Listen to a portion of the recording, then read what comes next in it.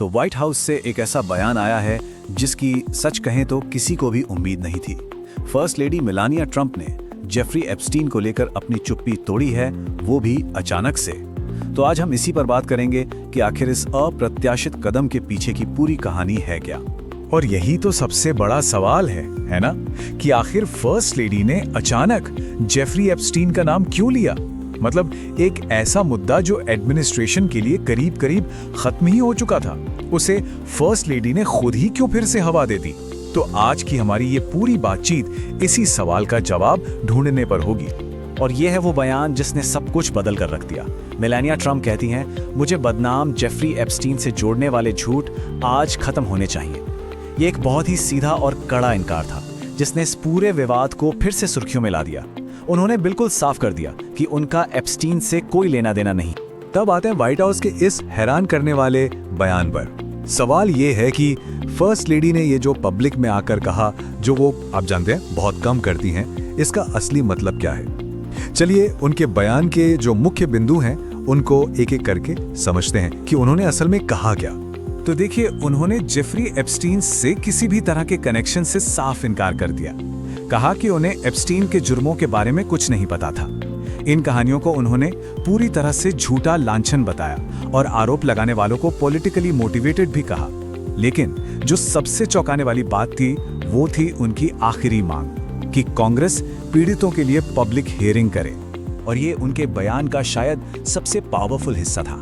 उन्होंने कहा, हर महिला को अगर वो चाहे तो पब्लिक में अपनी कहानी बताने का दिन मिलना चाहिए। तब और केवल तभी हमें सच्चाई का पता चलेगा। मतलब सोचिए, उन्होंने सिर्फ अपना बचाव नहीं किया बल्कि एप्स्टीन को विक्टिम्स को न्याय दिलाने के लिए एक पब्लिक प्लेटफॉर्म की मांग कर डाली।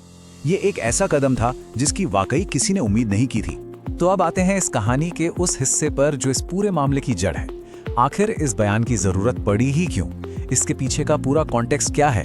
चलिए देखते हैं कि घटनाओं का वो कौन सा सिलसिला था जिसने इस सिचुएशन को जन्म दिया। तो ये टाइमलाइन हमें दिखाती है कि मामला कैसे आगे बढ़ा।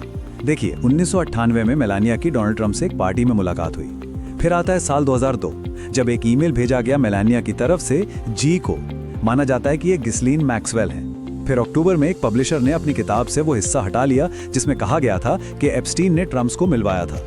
और फिर पिछले महीने जस्टिस डिपार्टमेंट ने एप्स्टीन फाइल्स के तहत नए डॉक्यूमेंट्स जारी किए। और इन्हीं डॉक्यूमेंट्स के बाद 9 अप्रैल को मेलानिया ट्रंप ने ये बयान दिया। तो समझ रहे हैं, इन्हीं डॉक्यूमेंट्स ने आग में घी डालने का काम किया। तो जो नए डॉक्यूमेंट्स सामने आए उनमें से ही ये 2002 का एक ईमेल निकला। इसमें मेलानिया नाम से जी को एक मैगजीन आर्टिकल के लिए कॉम्प्लीमेंट किया गया था जो जेई यानी जेफरी एप्स्टीन के बारे में था।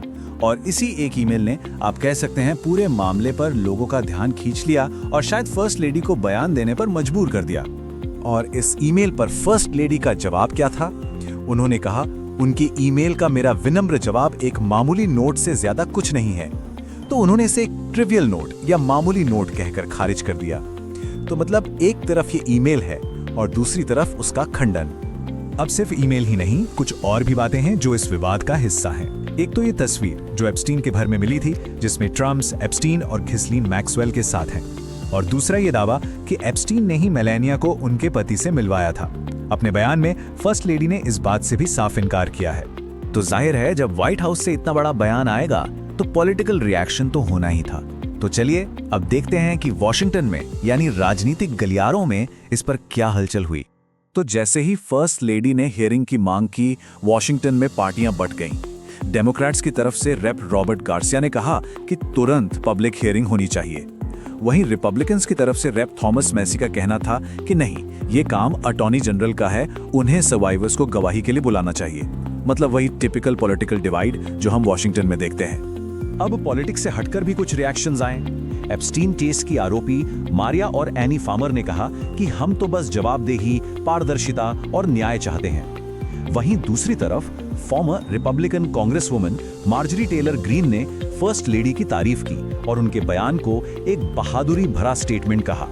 तो ठीक है, हमने ये सारे फैक्ट्स देखे, बयान देखे और रिएक्शंस भी देख लिए, लेकिन अब आते हैं सबसे जरूरी सवाल पर कि इस कहानी का आज के दिन में मतलब क्या है, ये अब इतनी मायने क्यों रखती है। और देखिए, इसका सबसे बड़ा असर यही है कि फर्स्ट लेडी की इन बातों ने लगभग तय है कि इस कहानी को वापस पॉलिटिकल स्पॉटलाइट में धकेल दिया है। मतलब जिस विवाद को एडमिनिस्ट्रेशन शायद पीछे छोड़ना चाहता था वो अब फिर से सबके सामने है। इरादा शायद इस चैप्टर को क्लोज करने का था, लेकिन हुआ इसका ठीक उल्टा। और ये सब हमें इस आखिरी और सबसे बड़े सवाल पर लाके छोड़ देता है कि अब जब व्हाइट हाउस के अंदर से ही पब्लिक हियरिंग्स की मांग उठी है, तो क्या एप्स्टीन का मामला एक बार फिर से अमेरिकी राजनीति के सेंटर स्टेज पर आ जाएगा? खैर, इसका जवाब तो आने वाला वक्त ही बताएगा।